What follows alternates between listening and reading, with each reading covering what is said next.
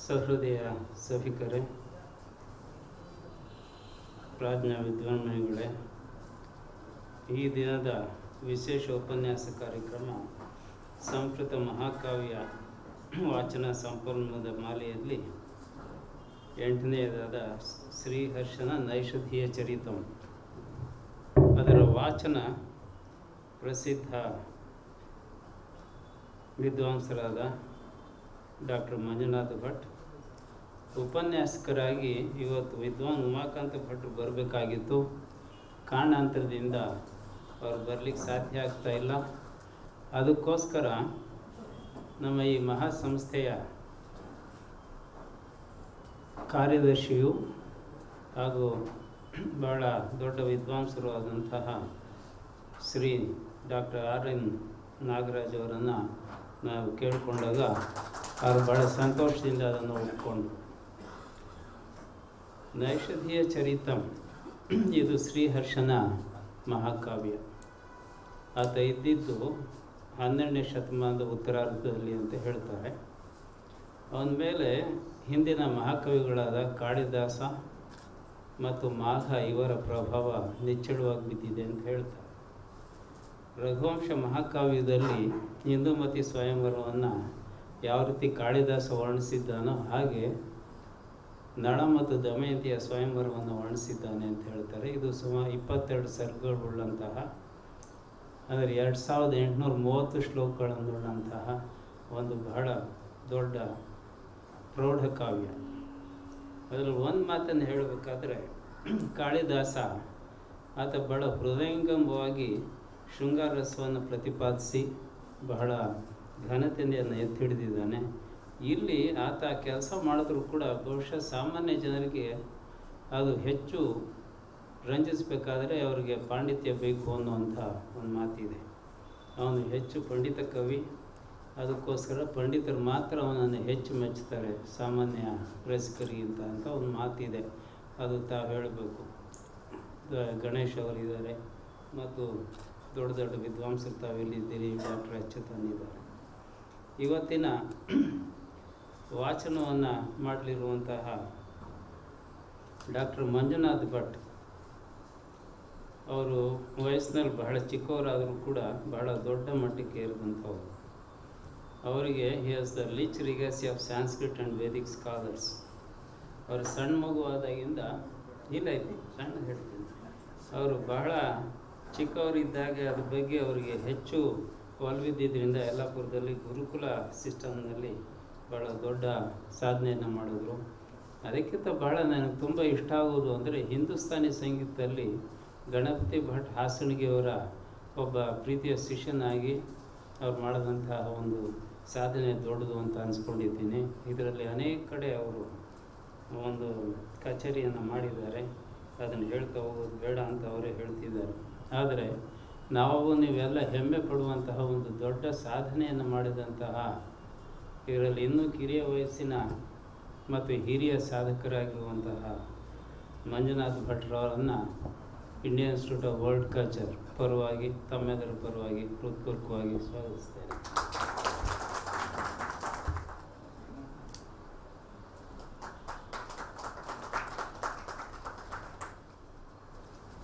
ನನಗೆ ಒಂದೆರಡು ಮಾತು ಹೇಳಬೇಕು ಅನಿಸುತ್ತೆ. ನಾನು ಕಾರವಾರ ಜಿಲ್ಲೆಯಲ್ಲಿ ಫಸ್ಟ್ ಇದನ್ನು ಫೌಜ್ದಾರಂಗೆ ನಾನು ಸ್ಟಾರ್ಟ್ ಮಾಡಿದೆ. ಯಾವುದು ಅನೇಕ ವಿದ್ವಾಂಸರ ಸಹವಾಸ ದೊರಕಿತು. ಅವ್ರು ನೋಡಿದಾಗ ನನ್ನ ಹಿಂದಿನ ಸುಮಾರು 45-50 ವರ್ಷಗಳ ಹಿಂದಿನ ದಿನಗಳು ನೆನಪು ಬಂತು. ಅವ್ರು ಹುಟ್ಟಿದ್ದೆ 81 ಅಂತ ಹೇಳ್ತಾರೆ. ಅಷ್ಟರೊಳಗೆ ಆಗಲೇ ನಾನು ಬಿಟ್ಟು ನಾನು ದೊಡ್ಡ ಜಿಲ್ಲೆಯ ಒಂದರ ಮುಖ್ಯಾಧಿಕಾರಿಯಾಗಿದ್ದೆ. ಎರಡನೇದಾಗಿ RN ನಾಗರಾಜು ಅವರು ನಮ್ಮವರು. ನನಗೆ ಇನ್ನೂ ಅರ್ಥ ಆಗ್ತಾ ಇಲ್ಲ. ಇಂಡಿಯನ್ ಇನ್ಸ್ಟಿಟ್ಯೂಟ್ ಆಫ್ ವರ್ಲ್ಡ್ ಕಲ್ಚರಲ್ಲಿ ಬಹಳ ಸುಮಾರು 18-20 ವರ್ಷದಿಂದ ಇದ್ರ ಜೊತೆಲಿ ಅವ್ರ ಒಡನಾಟ ಉಂಟು. ಮತ್ತು ಇದರ ಕಾರ್ಯಕಾರಿ ಸಮಿತಿಯ ಬೇರೆ ಸದಸ್ಯರು ಅಷ್ಟೇ ಅಲ್ಲ, ಸುಮಾರು 7-9 ವರ್ಷಗಳ ಕಾಲ ಇದರ ಉಪಾಧ್ಯಕ್ಷರಾಗಿ ಕಾರ್ಯನಿರ್ವಹಿಸಿದ್ರು ಭಾಳ ಚೆನ್ನಾಗಿ. ಆದರೆ ಲಾಸ್ಟ್ ಇಯರು ಆ ಕಾರ್ಯಭಾರ ನನ್ನ ಮೇಲೆ ಹಾಕಿ ನಾನು ಬೇಡ ಅಂತ ಹೇಳಿದ್ರು ಕೂಡ ಅವರು ಭಾಳ ವಾಲಂಟ್ರಿಯಾಗಿ ಆನರರಿ ಸೆಕ್ರೆಟರಿ ಕೆಲಸವನ್ನು ಒಪ್ಕೊಂಡು. ಈಗ ನನಗೆ ಅರ್ಥವಾಗ್ತಾ ಇದೆ, ತಾನು ಉಪಾಧ್ಯಕ್ಷನಾಗಿ ಮಾಡಲಿಕ್ಕೆ ಸಾಧ್ಯವಿಲ್ಲದ ಕೆಲಸದ 10 ಪಾಲು ಕೆಲಸವನ್ನು ಅವ್ರಿಗೆ ಮಾಡ್ತಾ ಇದ್ದಾರೆ. ನನಗೆ ತುಂಬ ಸಂತೋಷ ಅಂತ ಹೇಳಿದ್ರೆ, ಈ 12 ಸಂಸ್ಕೃತ ಮಹಾಕಾವ್ಯಗಳ ಬಗ್ಗೆ ಅವ್ರ ನಾನು ಒಂದು ಸಾರಿ ಸಜೆಸ್ಟ್ ಮಾಡಿದ್ದೆ. ಆದರೆ ಇವರು ಇಷ್ಟು ಚೆನ್ನಾಗಿ ನಾನು ತಿಳ್ಕೊಳ್ಳೋ ಅಷ್ಟೊತ್ತಿಗೆ ಯಾರೋ ಬಹಳ ಪುಣ್ಯಾತ್ಮರು ಅಜ್ಞಾತರಾಗಿ ಉಳಿತೀವಿ ಅಂತ ಹೇಳಿದ್ರಂತೆ. ಅದನ್ನು ಈ ಕಾರ್ಯಕ್ರಮ ಆಗ ಮಾಡಲಿಕ್ಕೆ ಅವರು ಸಹಾಯ ಮಾಡಿದ್ದಾರೆ ಅಂತ ಹೇಳಿ ಅದನ್ನು ಬಹಳ ಅಚ್ಚುಕಟ್ಟಾಗಿ ಎಷ್ಟೆಷ್ಟು ದೊಡ್ಡ ದೊಡ್ಡ ವಿದ್ವಾಂಸರನ್ನು ಕೂಡ ಹಾಕಿದ್ರು ಅಂದರೆ, ಬಹುಶಃ ನಮ್ಮ ಜೀವಮಾನದಲ್ಲಿ ಅಂಥ ವಿದ್ವಾಂಸರು ನೋಡೋದೇ ಒಂದು ದೊಡ್ಡ ಪುಣ್ಯ ಅಂತ ಅನ್ನುವಂಥ ಮಟ್ಟದಲ್ಲಿ ಮಾಡಿದ್ರು. ಅವ್ರ ಬಗ್ಗೆ ಜಾಸ್ತಿ ಹೇಳಲಿಕ್ಕೆ ನಾನು ಇಷ್ಟಪಡೋದಿಲ್ಲ. ಅವರು ಸ್ಟೇಟ್ ಬ್ಯಾಂಕ್ ಆಫ್ ಹೈದರಾಬಾದ್ನಲ್ಲಿ, ಇನ್ಫೋಸಿಸ್ನಲ್ಲಿ ಅನೇಕ ಕಡೆ ಮತ್ತು ಕೆಲಸ ಮಾಡಿದ್ದಾರೆ. ಅವರು ಸ್ಯಾನ್ಸ್ಕ್ರಿಟ್ ಲೆಕ್ಚರರ್ ಆಗಿ ಕೂಡ ಅನೇಕ ಸಂಸ್ಥೆಗಳಲ್ಲಿ ಬೋಧನೆ ಮಾಡಿದ್ದಾರೆ. ಮತ್ತು ನನಗೆ ಭಾಳ ಇಷ್ಟ ಆಗಿದ್ದು ಅಂತ ಹೇಳಿದ್ರೆ, ಅವರ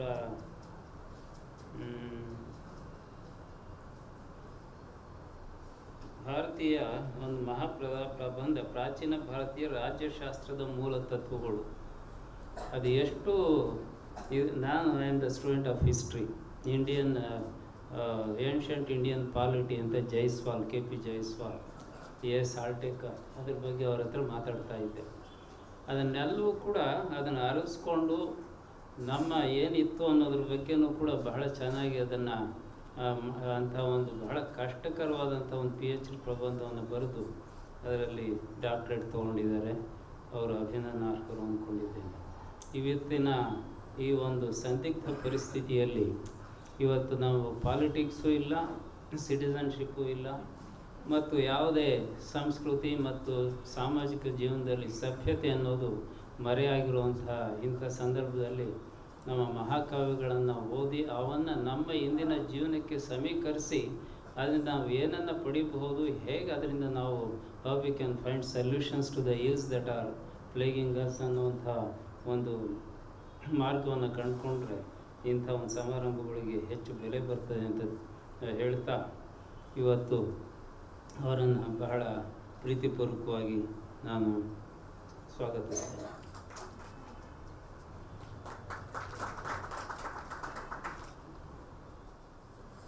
ಮತ್ತೊಮ್ಮೆ ತಮ್ಮೆಲ್ಲರನ್ನ ಸ್ವಾಗತಿಸಿ ನನ್ನ ಮಾತನ್ನು ಮುಗಿಸ್ತೇನೆ.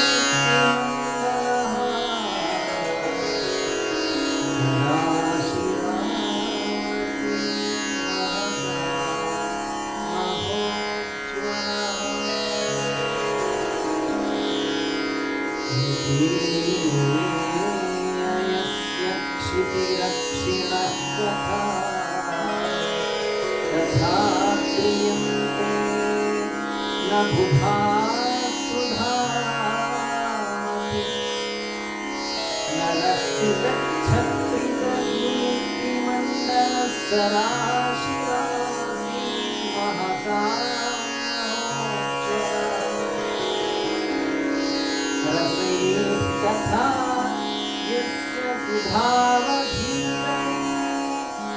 रसैः तथा यस्य सुधावधीरणी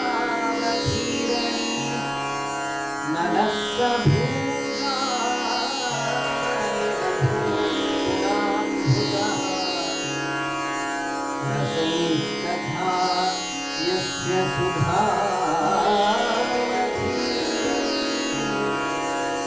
नलः स भूतानिरभूताद्भुतः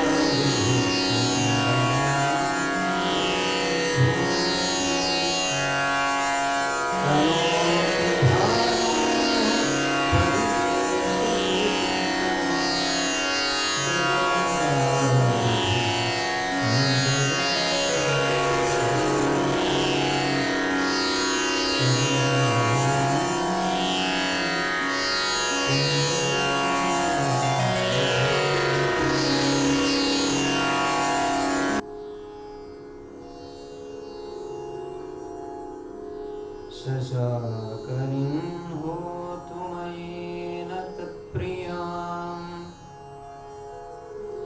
अयं बभाषे यदनीकविभीक्षिताम् शशाकनिं होतु मयेन तत्प्रियाम् अयं बभाषे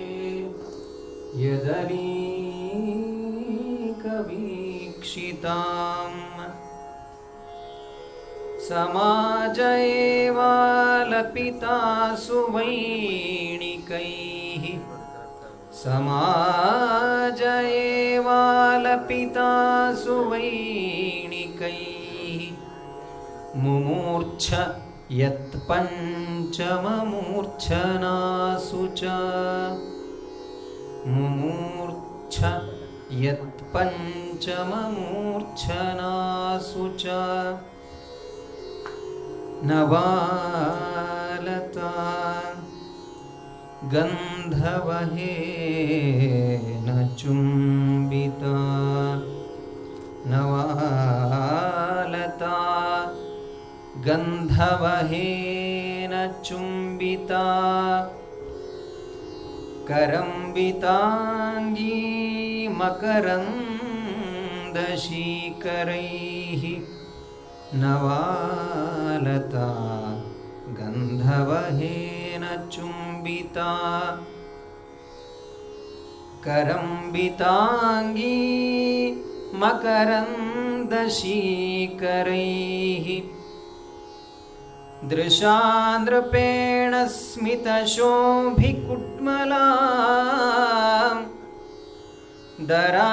दरादराभ्यां दरकम्पिनीपपे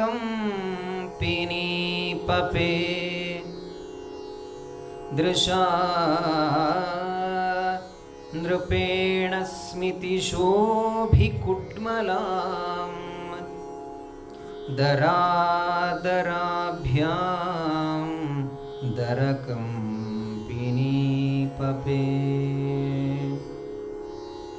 तदङ्गमुद्दिश्य सुगन्धिपातुकाः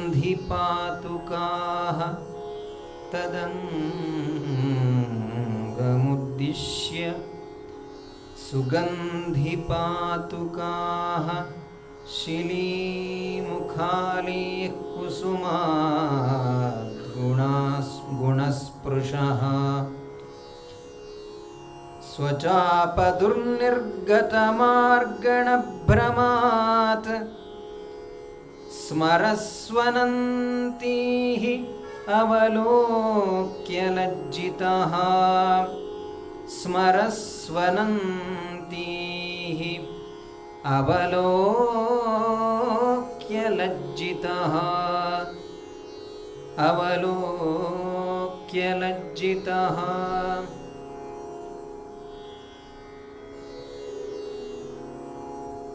नृपाय तस्मै हिमितं वनानिलैः नृपाय तस्मै हिमितं वनानिलैः सुधीकृतं पुष्परसैरहर्मः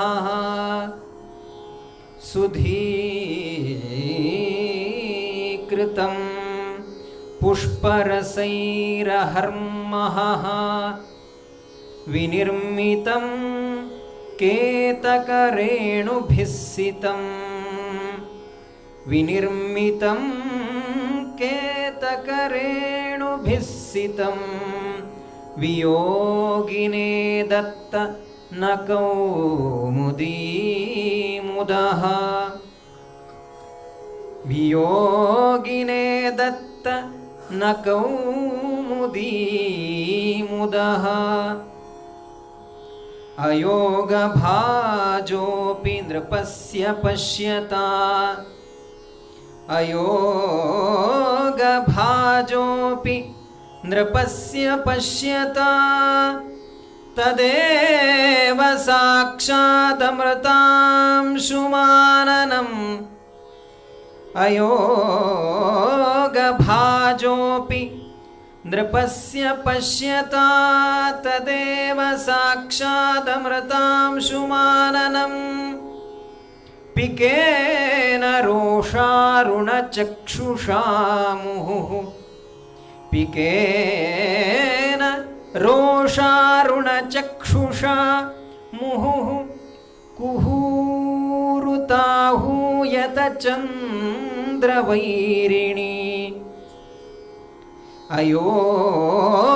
अयोगभाजोऽपि नृपस्य पश्यता तदेव साक्षादमृतांशुमाननम् पिकेन रोषारुणचक्षुषा मुहुः कुहूः कुहूः कुहूरुताहूयत चन्द्रवैरिणी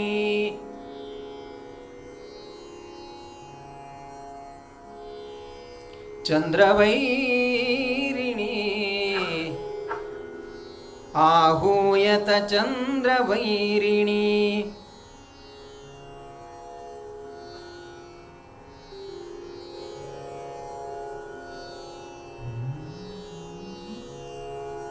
ममैव शोकेन विदीर्णवक्षसा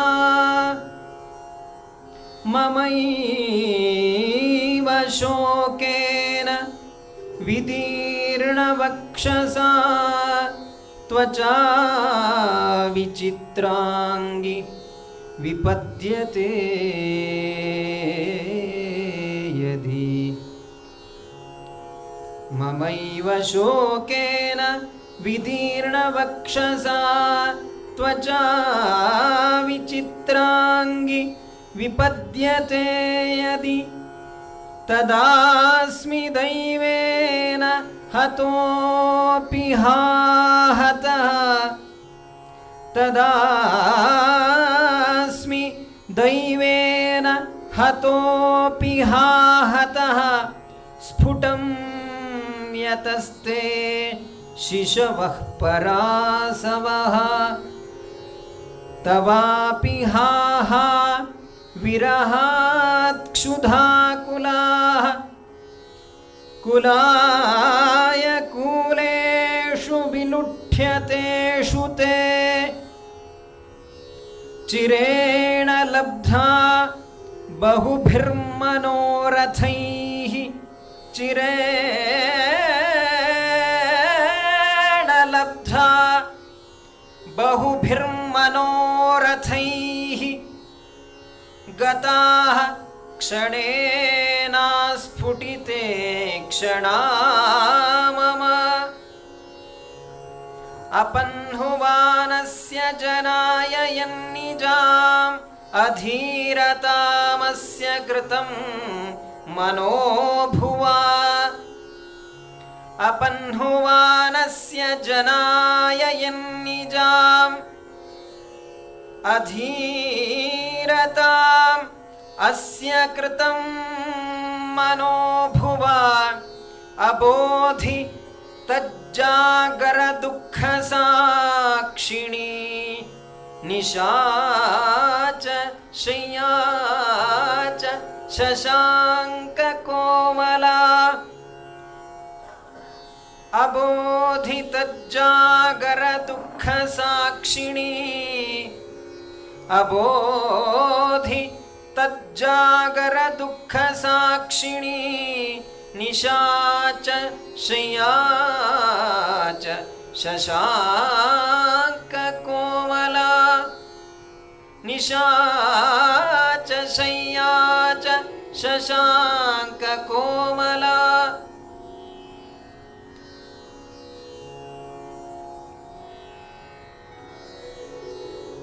श्रीहर्षं कविराजराजिमुकुटालङ्कारहीरसुतं श्रीहीरसुषुवे जितेन्द्रियचयं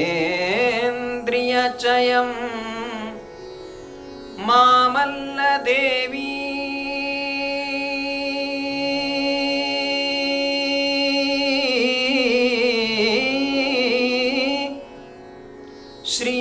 श्रीहीरसुषुवे जितेन्द्रियचयं मामल्लदेवी चयं तच्चिन्तामणि मन्त्रचिन्तनफले तच्चिन्तामणि मन्त्रचिन्तनफले शृङ्गारभङ्ग्या महाकाव्ये चारुणि नैषधीयचरिते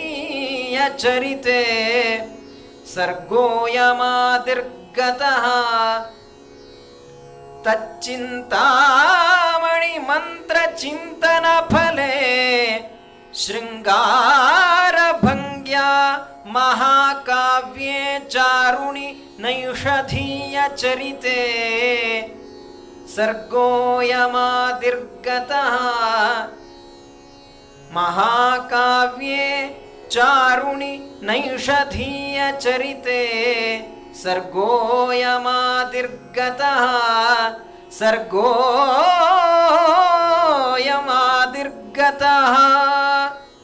ಧನ್ಯವಾದ.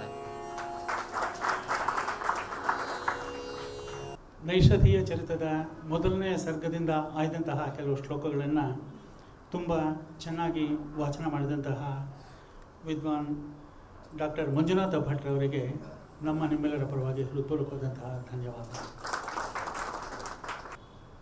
ನೈಷಧೀಯ ಚರಿತೆ ತಮ್ಮೆಲ್ಲರಿಗೂ ಗೊತ್ತಿರೋ ಹಾಗೆ ಶ್ರೀಹರ್ಷ ರಚಿಸಿದಂತಹ ಮಹಾಕಾವ್ಯ. ನೈಷಧಂ ವಿದ್ವದೌಷಧಂ ಅನ್ನುವ ಮಾತೆ ನಮ್ಮಲ್ಲಿ ಪ್ರಚಲಿತವಾಗಿದೆ. ಭಟ್ಟಿಯ ನಂತರ ಬಂದಂತಹ ವಿದ್ವತ್ ಕವಿಗಳಲ್ಲಿ ಶ್ರೀಹರ್ಷ ತುಂಬ ಪ್ರಮುಖನಾದವನು. ನಾವು ಈಗಾಗಲೇ ಕೇಳಿರುವಂತಹ ಒಂದು ಜನಜನಿತವಾದಂತಹ ಶ್ಲೋಕ ಉಪಮಾ ಕಾಳಿದಾಸಸ್ಯ ಭಾರವೇರರ್ಥ ಗೌರವಂ ದಂಡಿನಃ ಪದಲಾಲಿತ್ಯಂ. ಅಲ್ಲಿ ದಂಡಿನಃ ಬದಲು ನೈಷಧಃ ಪದಲಾಲಿತ್ಯಂ ಅನ್ನೋ ಮಾತು ಕೂಡ ಉಂಟು. ಮಾಘೇ ಸಂತಿ ತ್ರಯೋಗುಣಃ ಅಂತ ಮಾಘನನ್ನು ಹೊಗಳುವ ಶ್ಲೋಕವಾಗಿದ್ದರೂ ಕೂಡ ಇಲ್ಲಿ ನೈಷಧದ ಪದಲಾಲಿತ್ಯದ ಬಗ್ಗೆಯೂ ಕೂಡ ಒಂದು ಉತ್ತಮವಾದಂತಹ ಪ್ರಶಂಸೆ ಉಂಟು. ಹಾಗೆ ಇನ್ನೊಂದು ಶ್ಲೋಕ ತಾವದ್ಭಾ ಭಾರವೇರ್ಭಾತಿ ಯಾವನ್ ಮಾಘಸ್ಯ ನೋದಯ. ಇಲ್ಲಿ ಉದಿತೇತು ಪುನರ್ಮಾಘೇನ ಬದಲು ಉದಿತೆ ನೈಷಧೇ ಕಾವ್ಯೆ ಕ್ವಮಾಘ ಕ್ವಚ ಭಾರವಿಹಿ ಅನ್ನೋ ಮಾತು ಕೂಡ ಉಂಟು. ಅಂದರೆ ಭಾರವಿಯ ವೈದುಷ್ಯ ಮತ್ತು ಅವನ ಕವಿತ್ವ ಮಾಘನ ಉದಯದವರೆಗೂ ಮಾತ್ರ. ಆದರೆ ನೈಷಧದ ಮಹಾಕಾವ್ಯ ಯಾವಾಗ ಶ್ರೀಹರ್ಷದಿಂದ ರಚಿಸಲ್ಪಟ್ಟು ಪಂಡಿತರಿಂದ ಸನ್ಮಾನಿಸಲ್ಪಟ್ಟಿತೋ ಅದರ ನಂತರ ಮಾಘ ಎಲ್ಲಿ ಭಾರವಿ ಎಲ್ಲಿ ಅನ್ನುವ ಈ ಮಾತು ಕೂಡ ಅಷ್ಟೇ ಜನಜನಿತವಾಗಿದೆ.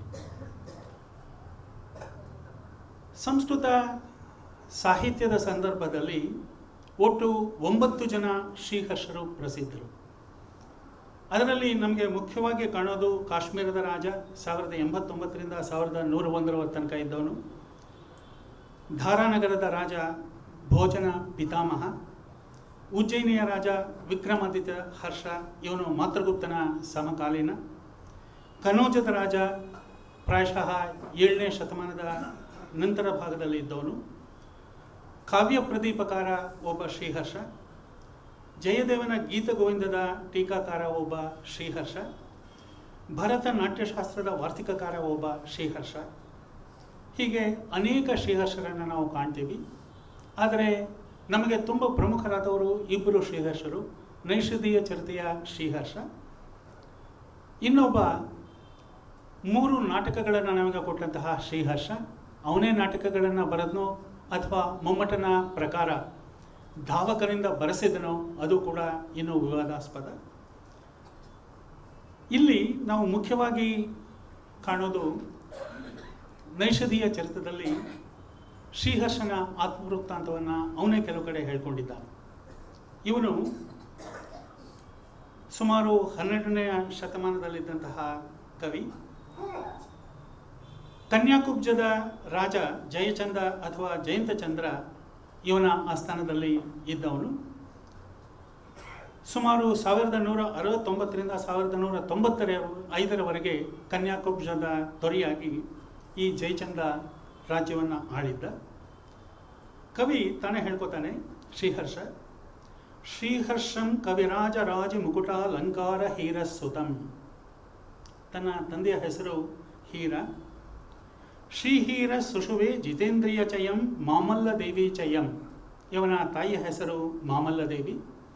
ಈ ಮಾಮಲ್ಲ ದೇವಿ ಯಾರು ಅಂತ ಅನ್ನೋದ್ರ ಬಗ್ಗೆನೂ ಜಿಜ್ಞಾಸೆ ಉಂಟು. ಕರ್ನಾಟಕದ ಮಾಮಲ್ಲಪುರದ ಸ್ತ್ರೀಯವರು ಅಥವಾ ಗುರ್ಜರ ದೇಶದವರೇ ಅನ್ನೋದರ ಬಗ್ಗೆಯೂ ಕೂಡ ಜಿಜ್ಞಾಸೆ ಉಂಟು. ಕಾಶ್ಮೀರದವಳೂ ಒಂದು ವಿಚಾರವೂ ಕೂಡ ಉಂಟು. ತತ್ ಚಿಂತಾಮಣಿ ಮಂತ್ರ ಚಿಂತನ ಫಲೆ ಶೃಂಗಾರ ಭಂಗ್ಯ ಮಹಾ ಕಾವ್ಯೇ ಚಾರುಣಿ ನೈಷಧೀಯ ಚರಿತೆ ಸರ್ಗೋಯ ಮಾದಿರ್ಗತಃ. ಮೊದಲನೆಯ ಸರ್ಗದ ಅಂತ್ಯದ ಶ್ಲೋಕ ಇದು. ಇಲ್ಲಿ ತಾನು ಚಿಂತಾಮಣಿ ಎನ್ನುವ ಮಂತ್ರದ ಕಾರಣದಿಂದಾಗಿ ಈ ವೈದುಷ್ಯವನ್ನು ಸಂಪಾದಿಸಿಕೊಂಡೆ ಅಂತ ಅವನೇ ಹೇಳ್ಕೊತಾನೆ.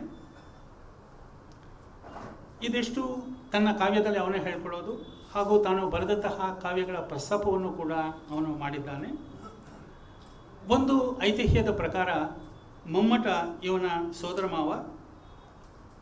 ಅವನು ಈ ನೈಷಧೀಯ ಚರಿತವನ್ನು ಒಮ್ಮೆ ನೋಡಿ ಒಂದು ಮಾತನ್ನು ಹೇಳಿದ್ನಂತೆ, ಅಯ್ಯ, ನನಗೆ ಈ ಗ್ರಂಥ ಮೊದಲೇ ಸಿಕ್ಕಿದ್ರೆ ಕಾವ್ಯ ಪ್ರಕಾಶ ಬರೆಯೋದಕ್ಕೆ ತುಂಬ ಅನುಕೂಲವಾಗ್ತಾ ಇತ್ತು ಅಂತ. ತುಂಬ ಹರ್ಷಿತನಾದಂತಹ ಶ್ರೀಹರ್ಷ ಇವನ ಮುಂದಿನ ಮಾತನ್ನು ಕೇಳಿಸ್ಕೊಂಡು ಲಜ್ಜಿತನಾದಂಥ ನಾವು ಮಾತಿದೆ. ಯಾಕೆಂತಂದರೆ ತಾನು ದೋಷಗಳನ್ನು ಕುರಿತಂತಹ ಅಧ್ಯಾಯವನ್ನು ಬರೆಯೋದಕ್ಕೆ ಇದು ಉತ್ತಮವಾದ ಆಕರ ಗ್ರಂಥ ಆಗಿರ್ತಾ ಇತ್ತು ಮೊದಲೇ ನೋಡಿದರೆ ಅನ್ನೋ ಮಾತನ್ನು ಮೊಮ್ಮಟ ಹೇಳಿದ ಅಂತ. ಆದರೆ ಇದು ಪ್ರಾಯಶಃ ನಮ್ಮ ಅನೇಕ ಹರಿಕಥಾ ದಾಸರುಗಳ ಕಥೆಗಳ ಹಾಗೆ ಇದು ಒಂದು ಇರಬಹುದು ಅಂತ ಅನ್ನಿಸುತ್ತೆ.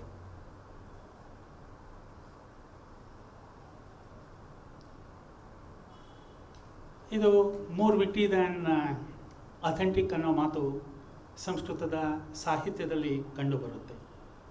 ಇನ್ನು ಇವನು ಆರಿಸಿಕೊಂಡಂತಹ ವಸ್ತು ನಲಚರಿತೆ. ನಲೋಪಾಖ್ಯಾನ ಅಂತ ಮಹಾಭಾರತದಲ್ಲಿ ಬರುತ್ತೆ. ಅದು ಸವಿಸ್ತಾರವಾದಂತಹ ಒಂದು ಉಪಾಖ್ಯಾನ.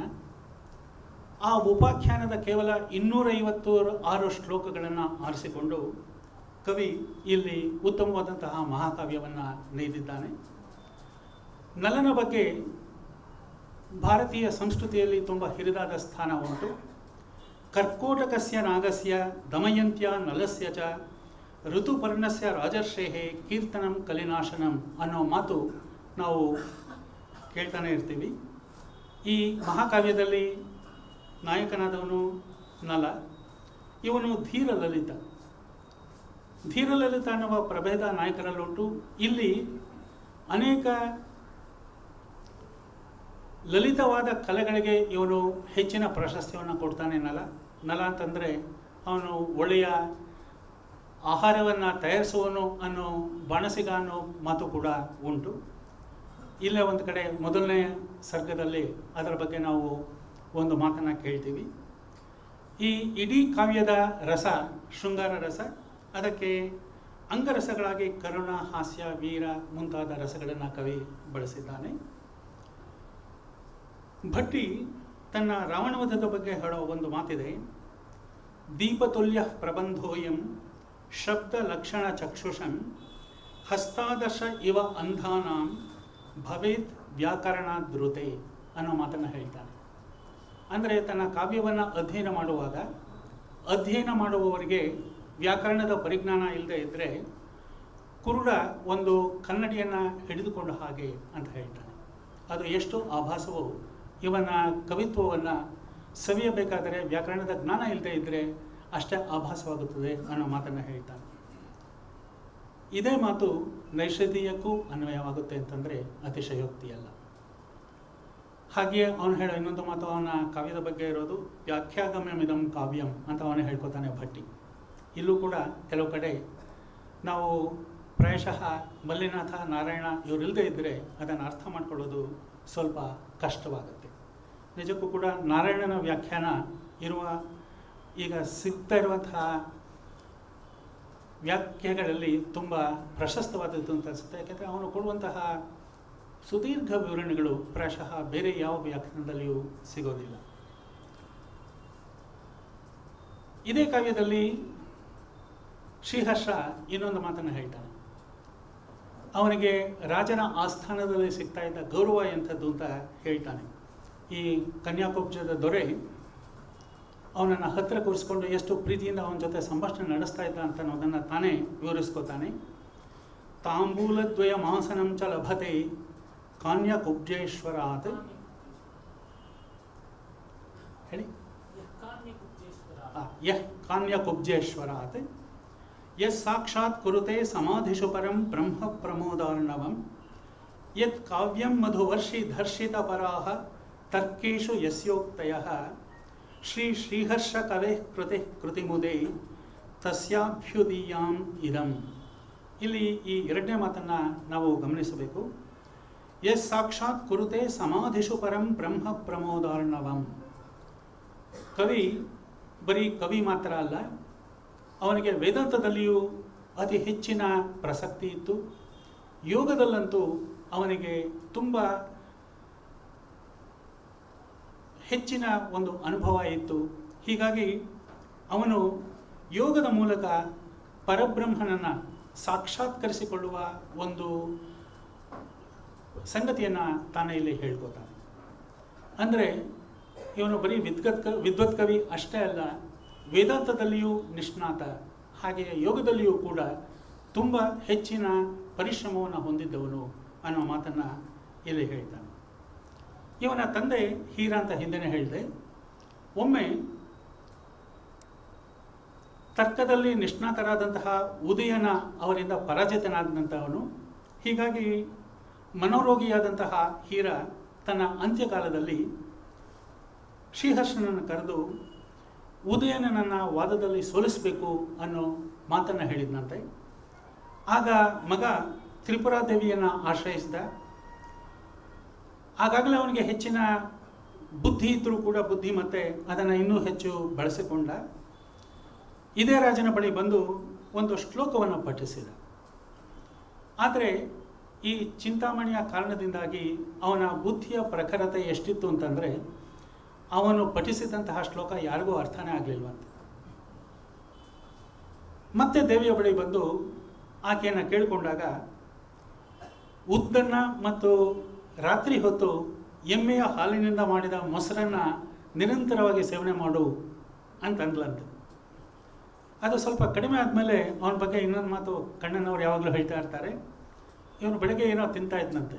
ಏನಪ್ಪ ಏನು ತಿಂತಿದ್ಯಾ ಅಂತ ಕೇಳಿದರೆ ಅಶೇಷ ಶೇಮುಷಿ ಮಾಷಮಶ್ನಾಮಿ ಅಂತಂದಂತೆ. ಅಂದರೆ ಕಡಿಮೆ ಮಾಡಿಕೊಂಡಂತಹ ಅದನ್ನು ಬುದ್ಧಿಯನ್ನು ಉಪಯೋಗಿಸಿ ಅವನು ಎಂತಹ ವಿಚಿತ್ರ ವಾಕ್ಯಗಳನ್ನು ಹೊಸಿತಾ ಇದ್ದ ಅಂತ ಅನ್ನೋದು ಇದರಿಂದ ಗೊತ್ತಾಗುತ್ತೆ.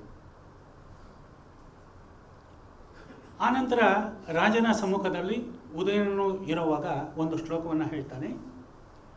ಗೋವಿಂದ ನಂದತನಯಾಚ ವಪುಃ ಶ್ರಿಯಾಚ ಮಾಸ್ಮಿನ್ ರೂಪೇ ಕುರುತ ಕಾಮಧಿಯಂ ತರುಣ್ಯಃ. ತರುಣಿಯರೇ, ಗೋವಿಂದನ ನಂದನನಾದ ಈ ರಾಜನಲ್ಲಿ ಅವನ ದೇಹದ ಕಾಂತಿಯುತವಾದಂತಹ ದೇಹದ ಕಾರಣದಿಂದಲಾಗಲಿ ಅವನ ಸಂಪತ್ತಿನ ಕಾರಣದಿಂದಲಾಗಲಿ ನಿಮ್ಮ ಮನಸ್ಸನ್ನು ಅವನ ಕಡೆ ಹರಿಸಬೇಡಿ. ಯಾಕೆಂತಂದರೆ ಅಸ್ತ್ರೀ ಕರೋತಿ ಜಗತಾಂ ವಿಜಯೇ ಸ್ಮರ ಸ್ತ್ರೀ ಅಸ್ತ್ರೀ ಜನ ಪುನರನೇನ ವಿಧೀಯತೆ ಸ್ತ್ರೀ. ಇಲ್ಲಿ ಪದಗಳ ಮೇಲೆ ಶ್ಲೇಷೆಯನ್ನು ನಾವು ಕಾಣ್ತೀವಿ. ಅಸ್ತ್ರೀ ಕರೋತಿ ಜಗತಾಂ ವಿಜಯೇ ಸ್ಮರ ಸ್ತ್ರೀ. ಯುವತಿಯರನ್ನು ಆ ಮದನ ಕಾಮದೇವ ಅಸ್ತ್ರಗಳನ್ನಾಗಿ ಬಳಸಿಕೊಳ್ತಾನೆ. ಆದರೆ ನಮ್ಮ ಮಹಾರಾಜ ಅಸ್ತ್ರಗಳನ್ನು ಉಪಯೋಗಿಸಿ ಶತ್ರುಗಳನ್ನು ಸ್ತ್ರೀಯರನ್ನಾಗಿ ಮಾಡಿಬಿಡ್ತಾನೆ. ಅಂತಹ ಮಹಾತ್ಮ ಇವನು ಅನ್ನೋ ಮಾತನ್ನು ಹೇಳ್ತಾನೆ. ರಾಜ ಇದನ್ನು ಮೆಚ್ಕೋತಾನೆ. ಇದಾದ ನಂತರ ಉದಯನನನ್ನು ಎದುರಿಸಿ ಈ ಮಾತನ್ನು ಹೇಳ್ತಾನೆ ಅನ್ನೋ ಒಂದು ಪ್ರಶ್ನೆ ಇದೆ. ಸಾಹಿತ್ಯೇ ಸುಕುಮಾರ ವಸ್ತುನಿ ದೃಢ ನ್ಯಾಯಗ್ರಹ ಗ್ರಂಥಿಲೆ ತರ್ಕೇ ವಾ ಮಯಿ ಸಂವಿಧಾತರಿ ಸಮಂ ಲೀಲಾಯತೆ ಭಾರತಿ. ಈ ಒಂದು ಶ್ಲೋಕವನ್ನು ಕೇಳಿ ಲಜ್ಜಿತರಾದಂತಹ ಉದಯನ ಇವನ ಕವಿತ್ವವನ್ನು ಪ್ರಶಂಸಿಸಿದರು ಅಂತ ಹೇಳಿ ಒಂದು ಕಥೆ ಉಂಟು. ಆದರೆ ಈ ಕಥೆಗೆ ಮೂಲವನ್ನು ನಾವು ಮೊದಲನೇ ಸರ್ಗದಲ್ಲಿ ಕಾಣ್ತೀವಿ. 14ನೇ ಶ್ಲೋಕ. ತತ್ಪ್ರಾಪ್ತೆ ವತ್ಸರಾಂತೆ ಶಿರಸಿ ಕರಮಸೌ ಯಸ್ಯ ಕಸ್ಯಾಪಿ ಧತ್ತೆ ಸೋಪಿ ಶ್ಲೋಕಾನ್ ಅಕಾಂಡೇ ರಚಯತಿ ರುಚಿರಾನ್ ಕೌತುಕಂ ದೃಶ್ಯಮಸ್ಯಾಹ. ಈ ಮಂತ್ರವನ್ನು ಜಪಿಸಿದವರು, ಚಿಂತಾಮಣಿ ಜಪವನ್ನು ಜಪಿಸಿದವರು 1 ವರ್ಷ ಕಾಲ ನಿರಂತರವಾಗಿ ಅದರ ಧ್ಯಾನದಲ್ಲಿ ತೊಡಗಿದ್ದರೆ ಅವನು ಯಾರ ತಲೆಯ ಮೇಲೆ ಕೈಯನ್ನಿಟ್ಟರೂ ಕೂಡ ಕರಮಸೌ ಯಸ್ಯ ಕಸ್ಯಾಪಿ ಧತ್ತೆ ಸೋಪಿ ಶ್ಲೋಕಾನ್ ಅಕಾಂಡೇ ರಚಯತಿ.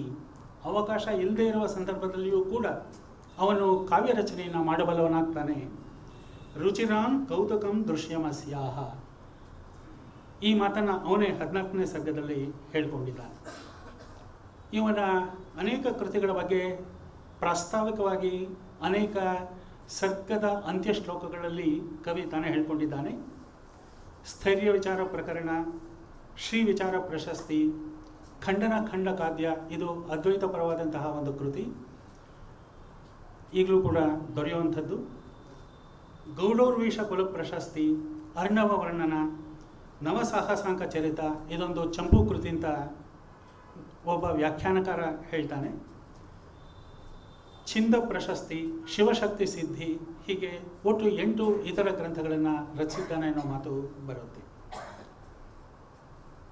ಇವನು ಅದ್ವೈತಿ ಅಂತನ್ನೋದರಲ್ಲಿ ಯಾವುದೇ ರೀತಿಯ ಅನುಮಾನವೂ ಇಲ್ಲ. ಅದ್ವೈತ ತತ್ವೈವ ಸತ್ಯತರೇಪಿ ಲೋಕಃ ಅನ್ನೋ ಮಾತನ್ನು ಇವನೇ ಹೇಳ್ಕೊತಾನೆ. ಇವನು ತಮ್ಮ ಮನೆಯಲ್ಲಿ ಶಿವ ಪಂಚಾಯತನವನ್ನು ನಡೆಸ್ತಾ ಇದ್ದ ಅನ್ನೋ ಮಾತು ಉಂಟು 20ನೇ ಸರ್ಗದಲ್ಲಿ ಬರೋ ಒಂದು ಮಾತಿನಿಂದಾಗಿ. ನಾಮ ಸಂಕೀರ್ತನದ ಮಹಾತ್ಮೆಯನ್ನು ಕೂಡ ಹಾಗೂ ರಾಮನಾಮದ ಮಹತ್ವವನ್ನು ಇವನು ಅನೇಕ ಕಡೆ ತೋರಿಸಿದ್ದಾನೆ. ವಿಶ್ವರೂಪಕೃತ ವಿಶ್ವಕೀಯತ್ತೆ ವೈಭವಾದ್ಭುತ ಮನೌ ಹೃದಯ ಕುರ್ವೆ ಹೇಮ ನಹ್ಯತೆ ಕಿಯನ್ ನಿಜ ಚೀರೆ ಕಾಂಚನಾದ್ರಿಮಧಿಗಮ್ಯ ದರಿದ್ರ ಅನ್ನೋ ಮಾತನ್ನು ಹೇಳ್ತಾನೆ. ನಳ ದಮಯಂತಿಯರು ತಮ್ಮ ಜೀವನವನ್ನು ಮುಗಿಸಿದ ನಂತರ, ಪರಿಸಮಾಪ್ತಿಯ ನಂತರ ಶಿವೋಭ್ಯಂ ಸಾಯುಜ್ಯಂ ಆಸಾದಯಿತುಂ ಅಂತ ಹೇಳಿ ಇಂದ್ರ ಅವರಿಗೆ ಹರಿಸ್ತಾನೆ. ಅಂದರೆ ಇವರಿಗೆ ಶಿವ ಕೇಶವ, ಶಿವ ಶಕ್ತಿ, ಈ ಎಲ್ಲ ದೇವತೆಗಳಲ್ಲಿ ಅತಿ ಹೆಚ್ಚಿನ ಪ್ರೇಮ ಇತ್ತು. ಹಾಗೂ ಶಿವದ್ವೈತದ ಅನುಯಾಯಿ ಅನ್ನೋ ಮಾತು ಕೂಡ ಕಂಡುಬರುತ್ತೆ. ಇವನ ಕಾವ್ಯಕ್ಕೆ ವ್ಯಾಖ್ಯಾನವನ್ನು ಬರೆದವರು ಅನೇಕರು. ಸುಮಾರು 32 ವ್ಯಾಖ್ಯಾನಗಳನ್ನು ಕಾಣ್ಬೋದು. ಅದರಲ್ಲಿ ಪ್ರಮುಖವಾಗಿ ಸಿಗುವಂಥದ್ದು 6 ಮಾತ್ರ. ಆನಂದ ರಾಜಾನಕ, ಈಶಾನದೇವ, ಉದಯನಾಚಾರ್ಯ, ಗೋಪಿನಾಥ, ಚಾಂಡು ಪಂಡಿತ, ಚಾರಿತ್ರವರ್ಧನ, ಜಿನರಾಜ, ನರಹರಿ, ನಾರಾಯಣ, ಭಗೀರಥ, ಹೀಗೆ ಅನೇಕರು ಇವನ ಕಾವ್ಯಕ್ಕೆ ವ್ಯಾಖ್ಯಾನವನ್ನು ಕೊಟ್ಟಿದ್ದಾರೆ. ಇದು ಹಿಂದೆ ಹೇಳಿದ ಹಾಗೆ ಮಹಾಭಾರತದ ನಲೋಪಾಖ್ಯಾನದ ಆಧಾರದ ಮೇಲೆ ರಚಿತವಾದಂತಹ ಕೃತಿ. ನಲೋಪಾಖ್ಯಾನ ಅನೇಕ ವಿಚಾರಗಳನ್ನು ನನ್ನ ಬಗ್ಗೆ ತಿಳಿಸಿಕೊಟ್ಟರೂ ಕೂಡ ಕವಿ ಇಲ್ಲಿ ಆಯ್ದುಕೊಂಡಿರೋದು ಕೇವಲ ಅವನ ಮದುವೆಯ ತನಕ. ಆ ನಂತರದ ವಿದ್ಯಮಾನಗಳನ್ನು ಇಲ್ಲಿ ಕವಿ ಚಿತ್ರಿಸಿಲ್ಲ. ಈ ನಳೋಪಾಖ್ಯಾನ ತುಂಬ ವಿಶಿಷ್ಟವಾದಂತಹ ಕೃತಿ. ಮೂಲದಲ್ಲಿಯೂ ಕೂಡ ಅನೇಕ ಅಧ್ಯಾಯಗಳಲ್ಲಿ ಅದು ಮೂಡಿಬಂದಿದೆ. ಕಲಿಯ ವರ್ಣನೆ, ಪ್ರಭಾವ ಅವುಗಳನ್ನು ಕೂಡ ನಂತರದ ಕಾಲದಲ್ಲಿ ಚಿತ್ರಿಸಿದ್ದಾರೆ ವ್ಯಾಸರು. ತುಂಬ ಹೃದಯಂಗಮವಾದಂತಹ ಒಂದು ವ್ಯಾಖ್ಯಾನ ಅದು. ಇಲ್ಲಿ ಶ್ರೀಹರ್ಷ ತನ್ನ 22 ಸರ್ಗಗಳ ಮಹಾಕಾವ್ಯಕ್ಕೆ ಆರಿಸಿಕೊಂಡಿರುವ ವಿಚಾರ ಕೇವಲ ಅವನ ಪರಿಣಯದ ಬಗ್ಗೆ ಮಾತ್ರ. ಇದನ್ನು 22 ಸರ್ಗಗಳಲ್ಲಿ ವಿಸ್ತಾರವಾಗಿ ಕವಿ ತಿಳಿಸಿಕೊಟ್ಟಿದ್ದಾನೆ. ಮೊದಲನೇ ಸರ್ಗದಲ್ಲಿ ನಾವು ಕಾಣೋ ಕಥೆ ಎಷ್ಟು, ದಮಯಂತಿ ನಲ ಇಬ್ಬರು ಕೂಡ ಪರಸ್ಪರರ ಬಗ್ಗೆ ಅರಿತುಕೊಂಡಿರ್ತಾರೆ. ಇಲ್ಲಿ ನಳ ದಮಯಂತಿಯರ ಪೂರ್ವ ಅನುರಾಗ ಚಿತ್ರಿತವಾಗಿದೆ. ಪರಿಣಯಕ್ಕೂ ಮೊದಲೇ ನಳನಿಗೆ ವಿರಹ ಉಂಟಾಗತ್ತೆ. ಉಪವನದ ವಿಹಾರದ ಸಂದರ್ಭದಲ್ಲಿ ಹೊನ್ನಿನ ರೆಕ್ಕೆಗಳ ಒಂದು ಹಂಸ ಇವನ ಕಣ್ಣಿಗೆ ಬೀಳುತ್ತೆ. ಅದನ್ನು ಹಿಡ್ಕೋತಾನೆ. ಹೆದರಿದ ಹಂಸವನ್ನು ಮತ್ತೆ ಬಿಟ್ಬಿಡ್ತಾನೆ. ಇಲ್ಲಿ ಬರುವಂತಹ ಇವನ ನಳನ ರಾಜ್ಯಭಾರ ಕ್ರಮ ತುಂಬ ಚೆನ್ನಾಗಿ ಚಿತ್ರಿತವಾಗಿದೆ. ಅನೇಕ ಶ್ಲೋಕಗಳನ್ನು ನಮ್ಮ ಮಂಜುನಾಥ ಭಟ್ರು ತುಂಬ ಸುಶ್ರಾವ್ಯವಾಗಿ ಹಾಡಿದರು. ಮೊದಲನೇ ಶ್ಲೋಕನೇ ತುಂಬ ಮಂಗಳಕರವಾದದ್ದು. ನಿಬೀಯ ಯಸ್ಯ ಕ್ಷತಿರಕ್ಷಣ ಕಥಾಂ ತಥಾದ್ರಿಯಂತೆ ನ ಬುಧಾ ಸುಧಾಮಪಿ. ನಳನ ಕಥೆಯನ್ನು ಕೇಳಿದಂತಹ ದೇವತೆಗಳಿಗೆ ಅಮೃತವೂ ಕೂಡ ಅಷ್ಟು ಪ್ರಿಯವಾಗಲಿಲ್ಲವಂತೆ. ನಲಸ್ಥಿತ ಛತ್ರಿತ ಕೀರ್ತಿ ಮಂಡಲಂ ಸ ರಾಶಿರಾಸೀತ್ ಮಹಸಾಂ ಮಹೋಜ್ವಲ. ಅವನ ಕೀರ್ತಿ ಉಜ್ವಲವಾಗಿತ್ತು. ಅವನು ಚಕ್ರವರ್ತಿಯಾಗಿದ್ದ. ಅಂತಹವನ ರಾಜ್ಯಭಾರ ಕ್ರಮವನ್ನು ಈ ಮೊದಲನೆಯ ಸರ್ಗದಲ್ಲಿ ತುಂಬ ಚೆನ್ನಾಗಿ ಚಿತ್ರಿಸ್ತಾನೆ.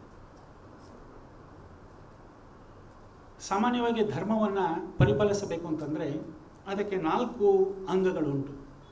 ಒಂದು, ಧರ್ಮ ಅಂತಂದರೆ ಏನು ಅಂತ ತಿಳ್ಕೊಳ್ಳೋದು. ಎರಡನೇದು, ಅದನ್ನು ಬೇರೆಯವರಿಗೆ ಹೇಳ್ಕೊಳ್ಳೋದು. ಯಾಕೆಂತಂದರೆ ಬೇರೆಯವರಿಗೆ ನಾವು ಯಾವುದನ್ನು ಬೋಧಿಸ್ತೀವಿ ಅದು ನಮ್ಮ ಮನಸ್ಸನ್ನು ಕೂಡ ತಟ್ಟುತ್ತೆ, ನಮ್ಮ ವಿಚಾರಗಳು ಸ್ಫುಟವಾಗುತ್ತವೆ. ಮತ್ತು ಮೂರನೇದು ಆಚರಣೆ. ಈ ಆಚರಣೆ ಅಂತನ್ನೋದು ನಾವು ಸ್ವತಃ ಅದನ್ನು ಅನುಭವಕ್ಕೆ ತಂದುಕೊಂಡು ಅದನ್ನು ನಮ್ಮ ಜೀವನದಲ್ಲಿ ಅಳವಡಿಸಿಕೊಳ್ಳದೆ ಇದ್ದರೆ ಅದು ಅಪರಿಪೂರ್ಣವಾಗುತ್ತದೆ. ಅಂತಹ ವಿದ್ಯೆ, ಅಂತಹ ಧರ್ಮ. ಮತ್ತು ನಾಲ್ಕನೇದು, ಇವೆಲ್ಲದರಿಂದ ಅಂದರೆ ಅಧೀತಿ, ಬೋಧ, ಆಚರಣ, ಈ ಮೂರರಿಂದ ಉಪಬ್ರಂಹಿತವಾಗಿ ನಾವು ಪ್ರಚಾರವನ್ನು ಮಾಡಿದರೆ ಅದಕ್ಕೆ ಸ್ವಲ್ಪ ಅರ್ಥ ಬರುತ್ತೆ. ಯಾಕೆಂತಂದರೆ ಅದು ಪ್ರಚಾರಗೊಳ್ಳದೇ ಇದ್ದಲ್ಲಿ ಅದು ಅಷ್ಟು ವಿಕಸಿತವಾಗೋದಿಲ್ಲ. ಹಾಗೂ ಈ ಪ್ರಚಾರದ ಕಾರಣದಿಂದಾಗಿ ಅದು ಸ್ಥಿರವಾಗಿ ಉಳಿಯುತ್ತೆ. ಈ ಮಹಾರಾಜ ನಲ ಧರ್ಮವನ್ನು ಆಸ್ಥೆಯಿಂದ ಈ 4 ದೆಸೆಗಳಲ್ಲಿ ಪರಿಪಾಲಿಸಿದ. ಅಧೀತಿ, ಬೋಧ, ಆಚರಣ, ಪ್ರಚಾರಣ. ಚತುರ್ದಶತ್ವಂ ಕೃತವಾನ್ ಕುತ ಸ್ವಯಂ ನವದ್ಮಿ ವಿದ್ಯಾಸು ಚತುರ್ದಶ ಸ್ವಯಂ. ಈ 4 ಗುಣಗಳಿಂದ ಕೂಡಿದಂತಹ ಅಥವಾ ಸ್ತರಗಳಿಂದ ಕೂಡಿದಂತಹ ಧರ್ಮವನ್ನು ಅವನು 14 ಹೇಗೆ ಮಾಡ್ದ ಅಂತ ಕವಿ ಇಲ್ಲಿ ಹೇಳ್ತಾನೆ ಉತ್ಪ್ರೇಕ್ಷೆಯಿಂದ. ಇಲ್ಲಿ 14 ವಿದ್ಯೆಗಳು ಅಂತಂದರೆ 4 ವೇದಗಳು, 6 ವೇದಾಂಗಗಳು ಹಾಗೂ ಪುರಾಣ, ನ್ಯಾಯ, ಮೀಮಾಂಸಾ ಮತ್ತು ಧರ್ಮಶಾಸ್ತ್ರ. ಈ 14 ವಿದ್ಯೆಗಳನ್ನು ತುಂಬ ಚೆನ್ನಾಗಿ ಪರಿಪಾಲಿಸಿಕೊಂಡು ಬರ್ತಾ ಇದ್ದ ಅನ್ನುವ ಮಾತನ್ನು ಇಲ್ಲಿ ಕವಿ ಹೇಳ್ತಾನೆ. ಎರಡನೇ ಸರ್ಗದಲ್ಲಿ ನಳನಿಂದ ಬಿಡುಗಡೆಗೊಂಡ ಹಂಸ ಅವನ ಒಳ್ಳೆಯ ಗುಣಗಳಿಗೆ ಮಾರು ಹೋಗುತ್ತೆ. ದಮಯಂತಿಗೆ ನಿನ್ನಲ್ಲಿ ಅನುರಾಗ ಬರುವಂತೆ ಮಾಡುತ್ತೇನೆ ಅಂತ ಭರವಸೆ ನೀಡುತ್ತೆ. ವಿದರ್ಭಕ್ಕೆ ಹೋಗಿ ನಿನ್ನ ಮಾತನ್ನು ಉಳಿಸ್ಕೋ ಅಂತ ನಳ ಅದಕ್ಕೆ ಹೇಳ್ತಾನೆ. ಸಖಿಯರೊಡನೆ ಉಪವನದಲ್ಲಿ ವಿಹರಿಸುತ್ತಿದ್ದ ದಮಯಂತಿಯನ್ನು ಅದು ಕಾಣುತ್ತೆ. ಅಲ್ಲಿಗೆ ಎರಡನೇ ಸರ್ಗ ಮುಗಿಯುತ್ತೆ. ಮೂರನೇ ಸರ್ಗ, ದಮಯಂತಿ ಹಂಸವನ್ನು ಕಂಡು ಚಕಿತಳಾಗ್ತಾಳೆ. ಅದನ್ನು ಹಿಡಿಯಲು ಬಂದು ಸಖಿಯರನ್ನು ದೂರ ಕಳಿಸ್ತಾಳೆ.